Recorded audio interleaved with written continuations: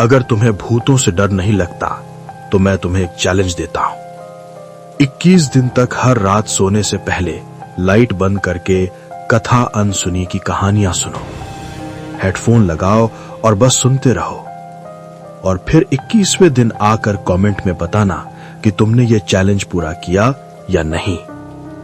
क्योंकि जो मैं आज सुनाने जा रहा हूं वो किसी फिल्म की कहानी नहीं, वो एक ऐसे अस्पताल की दास्तान है जिसके हर कमरे की दीवारें आज भी सिसकती हैं। नाम था सिविल हॉस्पिटल मिर्जापुर। आज वो इमारत टूटी फूटी खड़ी है, पर 1990 के दशक में वो इलाके का सबसे बड़ा सरकारी अस्पताल था। वहीं काम करता था डॉक्टर हर्षित मेहरा। उम्र बस 34, पर आंखों में अनुभव और थकान दोनों झलकते थे। उसकी जिंदगी का मतलब सिर्फ मरीज थे। पत्नी प्रिया और 7 साल की बेटी मीरा उसी अस्पताल के स्टाफ क्वार्टर में रहते थे। सब कुछ सामान्य था जब तक कि एक रात 14 जुलाई 1995 की नहीं आ गई। उस रात बारिश के साथ बिजली कड़क रही थी और तभी पुलिस एक जले हुए आदमी को लेकर पहुंची। बदन पर कपड़े झुलसे हुए, चेहरा पहचान में ना आने लायक। हर्षित ने उसकी सांसें गिनकर कहा कि अभी जान बाकी है। पूरी रात उसने ऑपरेशन किया, पर 3 बजे के आसपास वो आदमी मर गया।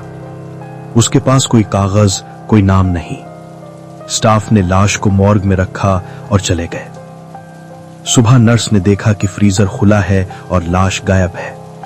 हर किसी ने समझा कि कोई कुत्ता या भिखारी उठा ले गया होगा, पर जब फर्श पर जलने के निशान और दीवार पर उंगलियों के गहरे लाल निशान मिले तो सब खामोश हो गए। धीरे धीरे अजीब बातें होने लगी। रात को वार्ड नंबर 7 की लाइट अपने आप जल उठती, बच्चों की आवाजें सुनाई देती, किसी की धीमी हंसी गलियारे में गूंजती। नर्सें डर के मारे रात की ड्यूटी छोड़ने लगी, लेकिन हर्षित हंसकर कहता, ये सब तुम्हारे मन का भ्रम है। फिर एक रात वो अकेला रिपोर्ट बना रहा था जब स्टेथोस्कोप मेज से गिरा। उसने झुककर उठाया, तभी पीछे किसी के चलने की आवाज आई। उसने पलट कर देखा, पर कोई नहीं था। उसी समय दीवार पर खून जैसे किसी ने लिखा था, मैं अभी जिंदा हूं। अगले दिन से वो बेचैन रहने लगा। रात को उसे सपना आता कि कोई आदमी जलते चेहरे के साथ उसके कमरे में खड़ा है। एक दिन उसने देखा कि उसकी बेटी मीरा वार्ड के बाहर किसी अदृश्य चीज से बातें कर रही है। उसने पूछा तो मीरा बोली, पापा, वो अंकल कहते हैं कि वो ठीक हो जाएंगे। हर्षित के हाथ कांप गए। उसने देखा हवा में कुर्सी हिली और बच्चों के खिलौने अपने आप गिर पड़े। उसी रात मीरा तेज बुखार में तपने लगी। इलाज के बावजूद उसकी हालत बिगड़ती गई। बिजली बार बार चली जाती, मशीनें अपने आप बंद हो जाती, और फिर उसी कोने में हर्षित ने देखा वही जलता चेहरा। उसने पुकारा, तू कौन है? और जवाब मिला, जिसे तूने अधूरा छोड़ दिया। तभी मीरा की सांसें रुक गई। प्रिया चीखती रही, पर कुछ नहीं हुआ। अगले दिन उसने क्वार्टर छोड़ दिया।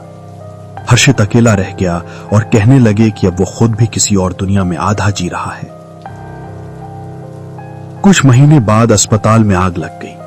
किसी ने नहीं देखा कि वो कैसे शुरू हुई, पर पूरी बिल्डिंग राख में बदल गई। डॉक्टर हर्षित लापता हो गया। बस जली राख में उसका स्टेथोस्कोप और एक पिघली अंगूठी मिली। उसके बाद से वो अस्पताल हमेशा के लिए बंद कर दिया गया। पर रात को जब हवा चलती तो स्ट्रेचर के पहियों की आवाज फिर आती। 2018 में जब सरकार ने उस जमीन पर नया अस्पताल बनाने की कोशिश की तो मजदूरों ने काम करने से इनकार कर दिया। उन्होंने कहा कि रात में कोई रोता है, कोई बच्चा खांसता है। एक मजदूर ने बताया कि उसने जलते चेहरे वाला आदमी देखा जिसने कहा, मुझे पूरा करने दो। अगले दिन वो गायब हो गया। उसकी टोपी और फावड़ा बस वहीं मिले। आसपास के लोग आज भी शाम होते ही उस रास्ते से दूर निकल जाते हैं। कभी कभी कोई जिज्ञासु वहां कैमरा लेकर जाता है और फिर कोई वापस नहीं आता। कुछ महीने पहले एक यूट्यूबर वहां गया था। उसने कैमरे में रिकॉर्ड किया कि गलियारे में किसी के कदमों की आवाज आ रही है। उसने टॉर्च घुमाई तो सामने किसी की परछाई दिखी और रिकॉर्डिंग वहीं रुक गई। उसके चैनल पर आखिरी अपलोड वही वीडियो था। फ्रेम के आखिरी सेकंड में किसी बच्चे की हंसी सुनी जा सकती है। फिर चैनल डिलीट कर दिया गया। लोग कहते हैं कि अब वहां डॉक्टर हर्षित की आत्मा मीरा को ढूंढती है। जो भी उस अस्पताल के पास जाता है उसके कानों में धीमी आवाज आती है, मीरा अब ठीक हो। और जब कोई जवाब नहीं देता तो हवा भारी हो जाती है, जैसे कोई पास आ रहा हो। तो बताओ, क्या तुम उस आवाज को सुन सकते हो? अगर हिम्मत है तो 21 दिन का डर का चैलेंज लो। हर रात कथा अनसुनी की कहानियां सुनो और देखो कि तुम बिना डरे 21वीं रात तक पहुंच पाते हो या नहीं। अगर पहुंच गए तो कमेंट में लिखना, मैंने चैलेंज पूरा किया। और अगर इस कहानी ने तुम्हारे रोंगटे खड़े कर दिए तो चैनल को सब्सक्राइब करो, बेल आइकन दबाओ और तैयार हो जाओ अगली रात के लिए, क्योंकि अगली कहानी और भी सच्ची और भी डरावनी होगी। ये थी भूतिया अस्पताल की कहानी, जहां मौत इलाज नहीं, इलाज मौत है।